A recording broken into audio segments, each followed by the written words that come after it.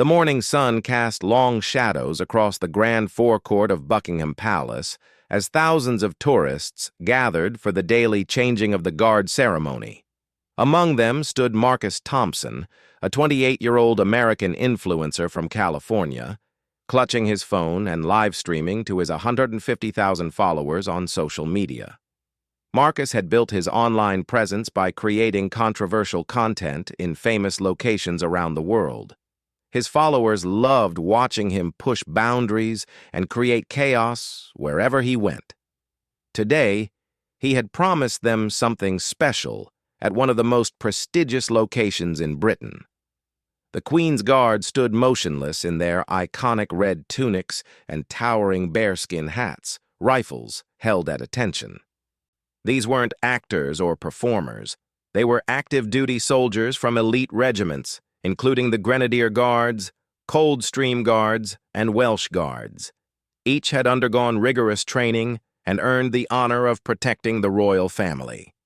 Standing 6 feet tall in his perfectly pressed uniform was Guardsman James Mitchell, a veteran with 8 years of service who had served tours in Afghanistan. His dark eyes remained fixed straight ahead, trained to ignore the constant stream of tourists taking photos and making noise around him. Marcus spotted Guardsman Mitchell and grinned at his phone camera. "All right, guys, watch this. I'm going to see if I can make this robot soldier break character. These guys are supposed to never move no matter what happens." The crowd around Marcus began to take notice as he approached the guardsman. Several other tourists pulled out their phones, sensing something entertaining was about to happen. Marcus started his performance slowly, making funny faces and gestures in front of Guardsman Mitchell, who remained perfectly still. "Come on, man, just give me a little smile," Marcus called out loudly, drawing more attention from the gathering crowd. The comments on his live stream were flooding in, with followers encouraging him to do something more dramatic. Emboldened by the response, Marcus stepped closer to the guard. He began making exaggerated movements, waving his arms and jumping around. When this failed to get a reaction, he decided to escalate further. "These guys are like statues," he announced to his camera. "Let me see if I can wake this one up." What Marcus didn't understand was that the Queen's Guard are real soldiers with real authority. They're not tourist attractions or street performers.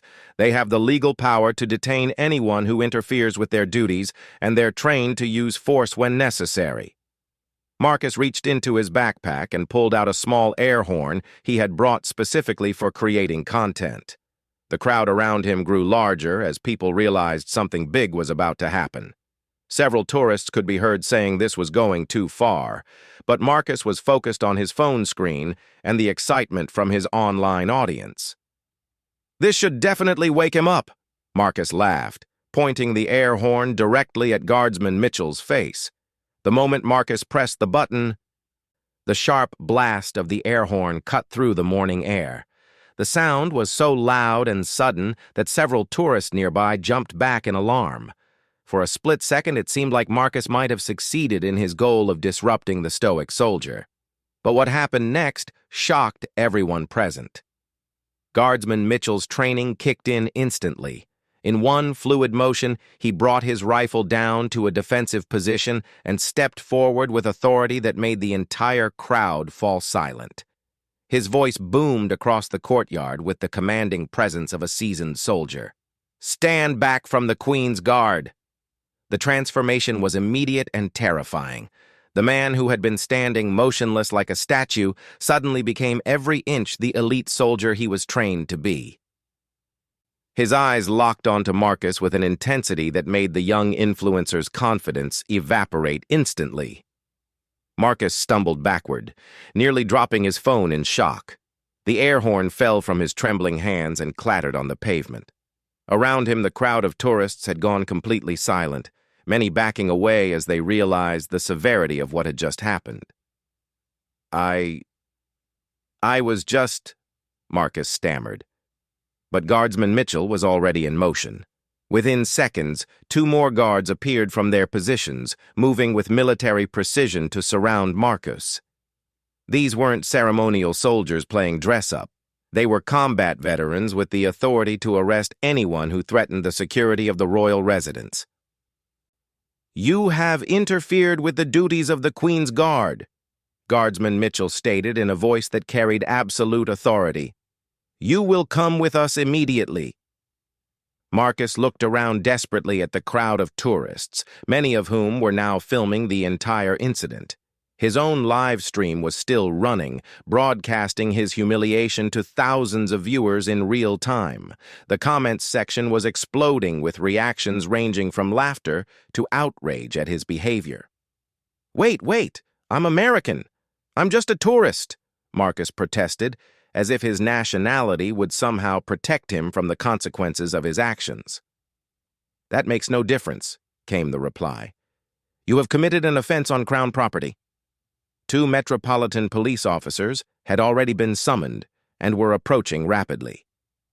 The Queen's Guard work closely with armed police units who are stationed around all royal properties. Marcus was about to discover that disrespecting these soldiers was not just embarrassing, it was illegal. As the police officers reached the scene, Guardsman Mitchell provided a clear, professional report of what had occurred. His military bearing and precise account of events left no doubt about who was in the wrong. This individual deliberately used a noise device to disrupt guard duties and interfered with security operations, he reported. Marcus tried once more to explain himself, telling the officers he was just making content for social media and didn't mean any harm. But intent didn't matter. His actions had been captured on multiple cameras, including his own live stream, providing perfect evidence of his misconduct.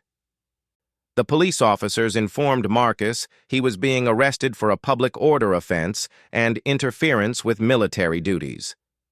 As they placed him in handcuffs, his phone finally slipped from his hands and crashed to the ground, ending his live stream abruptly.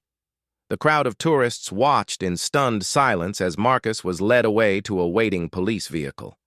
Many were recording the entire arrest, and within hours, videos of the incident would be shared millions of times across social media platforms.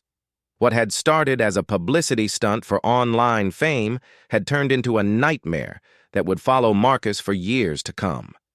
As the police car pulled away from Buckingham Palace, Guardsman Mitchell returned to his post, resuming his motionless stance as if nothing had happened. The other tourists who witnessed the event began to disperse, many talking quietly among themselves about what they had just seen. Several were heard commenting that they had no idea the guards had such authority, having assumed they were purely ceremonial. For Marcus, sitting in the back of the police car with his hands cuffed behind him, reality was beginning to set in. His attempt to create viral content had succeeded, but not in the way he had planned. Instead of being celebrated for his boldness, he was about to face the full consequences of disrespecting one of Britain's most elite military units. The Royal Guard's reputation for unwavering discipline exists for a reason. These soldiers have sworn an oath to protect the crown, and they take that responsibility with deadly seriousness. Marcus had learned this lesson in the most public and humiliating way possible. The ancient walls of Windsor Castle stood majestically against the evening sky as a group of 8 young men stumbled through the cobblestone streets of the historic town. It was Saturday night, and they were deep into celebrating their friend David's bachelor party. What had started as a civilized pub crawl hours earlier had devolved into something far more chaotic. David Morrison, the groom-to-be, was a 26-year-old investment banker from London whose university friends had organized what they called the ultimate send-off weekend. They had booked rooms at a nearby hotel and planned to visit every pub in Windsor before the night was over. Leading the increasingly rowdy group was David's best man, Connor Walsh, a loud and boisterous personality who had consumed far more alcohol than his judgment could handle. Connor worked in sales and had built his reputation on being able to talk his way out of any situation. Tonight, however, his silver tongue would fail him spectacularly. The group had spent the last hour at the Castle Inn, where Connor had been regaling anyone who would listen with stories about how he could handle anyone in a uniform. His friends had heard these boasts before, usually directed at nightclub bouncers or parking wardens, and they knew Connor's liquid courage often led him into trouble. "I'm telling you guys," Connor slurred as they walked through the streets, "these guards are just for show. They can't actually do anything.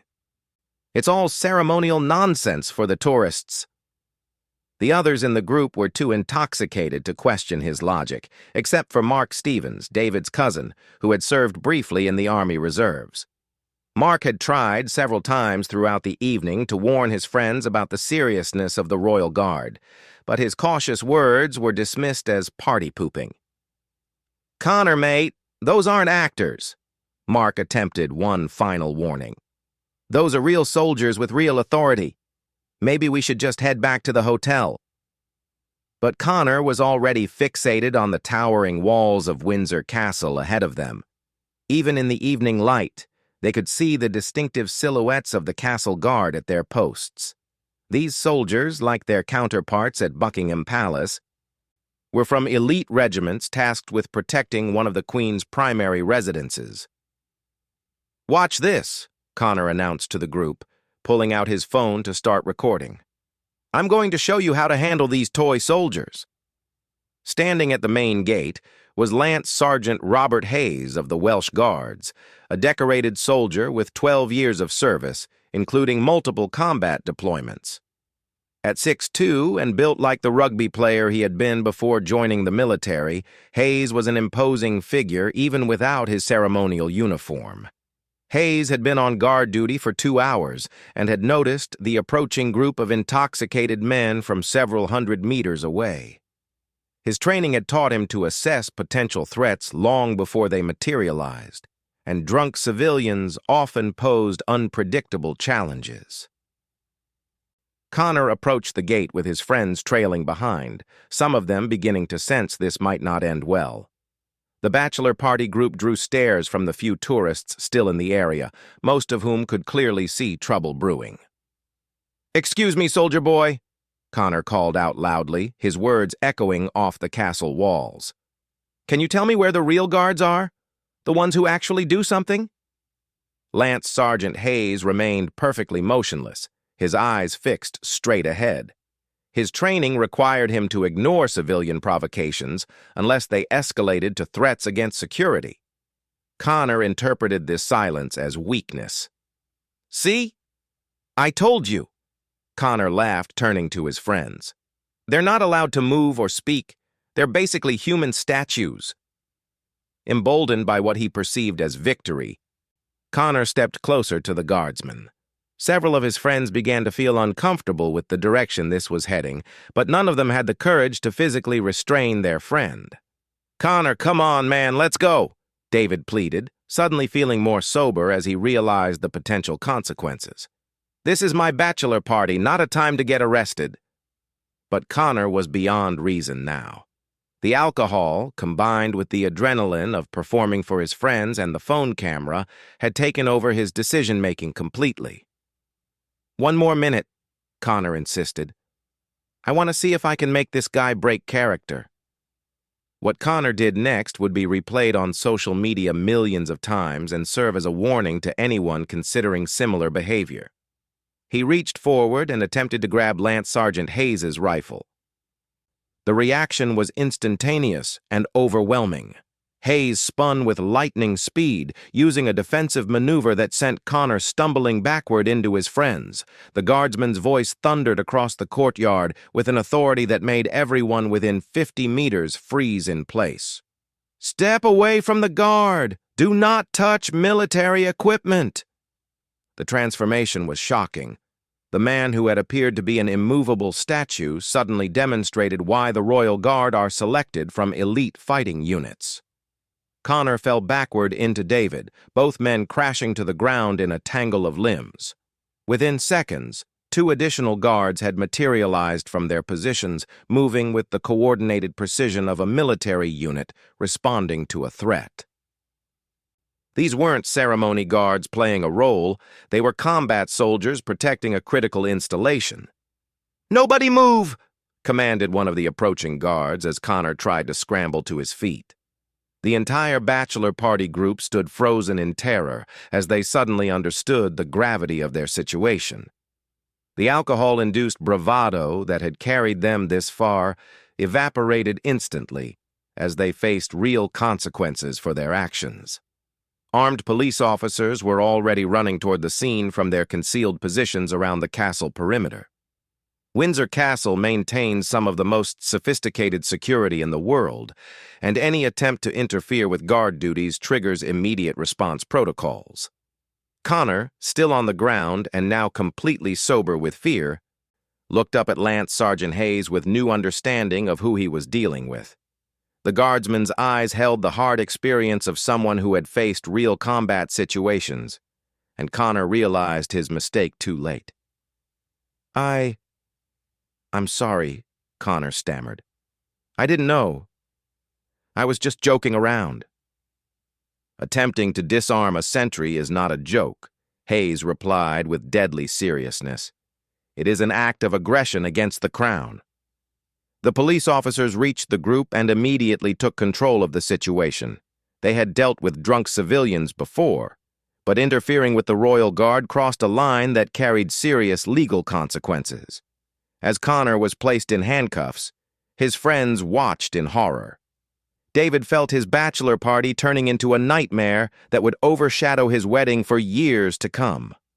Mark, the only one who had tried to warn them, shook his head in disgust at the predictable outcome. "You have the right to remain silent," the arresting officer informed Connor as he was led away. The rest of the bachelor party group was detained for questioning about their involvement in the incident. Connor's phone, which had been recording throughout the encounter, was confiscated as evidence. The video would later be used in court proceedings against him, showing clearly that his actions were deliberate and unprovoked. As the police vehicles drove away with Connor and two of his friends who were deemed accessories to the incident, Lance Sergeant Hayes returned to his post. His fellow guards resumed their positions as if nothing had happened, demonstrating the professionalism that defines the Royal Guard. The remaining members of the bachelor party walked back to their hotel in stunned silence. David's celebration was over, replaced by the sobering reality that his best man was spending the night in jail for assaulting a Royal Guard. Connor would later discover that his actions had been classified as a serious security breach. Attempting to grab a guard's weapon was treated as a potential terrorist act, carrying penalties that could include years in prison. His drunken mistake had put his entire future in jeopardy. The incident served as a harsh reminder that the pomp and ceremony surrounding the Royal Guard should never be mistaken for weakness. These soldiers have earned their positions through exceptional service and training, and they possess both the authority and ability to neutralize any threat to the royal properties they protect. For Connor, sitting in a jail cell that night, the lesson had been learned in the most painful way possible. His attempt to impress his friends with bravado had instead demonstrated the swift and certain consequences of disrespecting Britain's most elite soldiers. The Tower of London stood imposing against the gray October sky, its thousand-year history visible in every stone of the ancient fortress.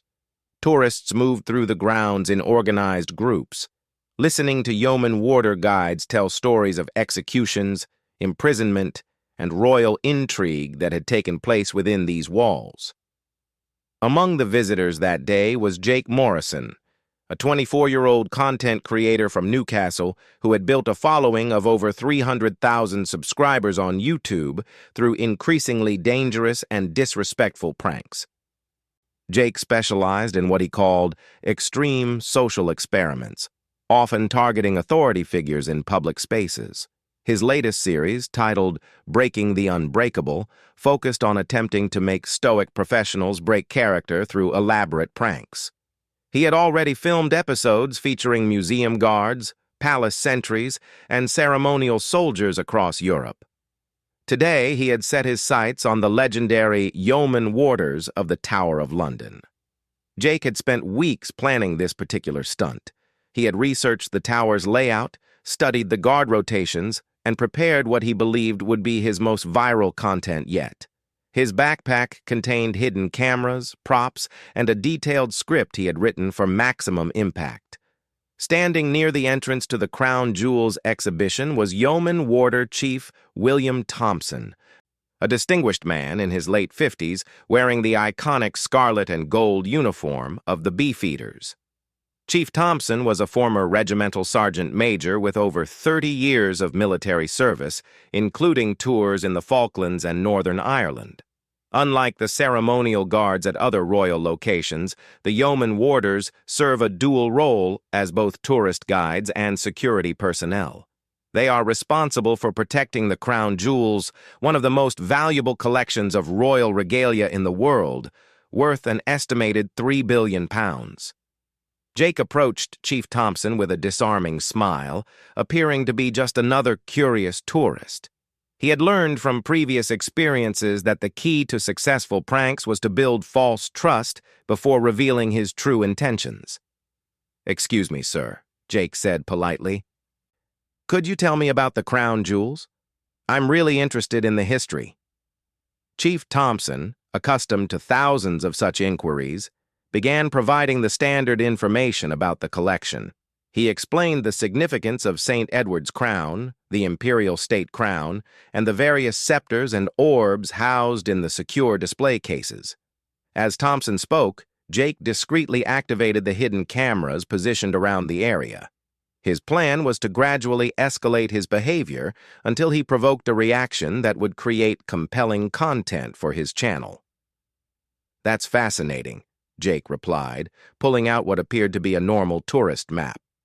"But I heard there are secret tunnels under the tower that connect to the Bank of England. Is that true?" Thompson's expression remained professional. But his years of security training had taught him to recognize when someone was fishing for sensitive information. The question about tunnels was a red flag that immediately put him on alert. "I can only discuss information that's available on the official tour," Thompson replied carefully. Jake pressed forward with his script, asking increasingly inappropriate questions about security procedures, guard schedules, and the tower's defensive capabilities. Each question was designed to appear innocent to casual observers while actually probing for classified information. Unknown to Jake, his behavior had already been noticed by the tower's sophisticated security system. Plainclothes officers positioned throughout the grounds had identified him as a potential threat and were monitoring his every move. "You know what?" Jake said, deciding it was time to reveal his true purpose. "I'm actually here to test your security. I'm going to see if I can get past you to touch the crown jewels." Chief Thompson's demeanor changed instantly. His military bearing became more pronounced as he recognized a direct threat to the treasures under his protection. "Sir, I need you to step away from this area immediately," Thompson commanded with authority that made nearby tourists stop and stare.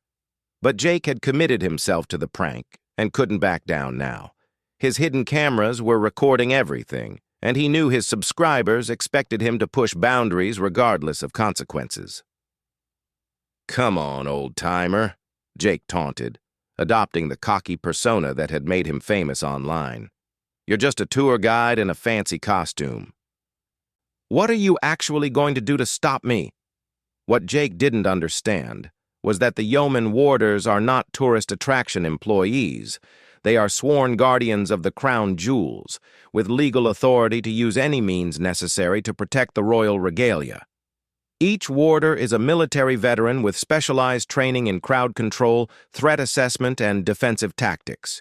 Jake reached into his backpack and pulled out what appeared to be lock-picking tools, waving them in front of Chief Thompson as if he intended to break into the crown jewels display. The response was immediate and overwhelming.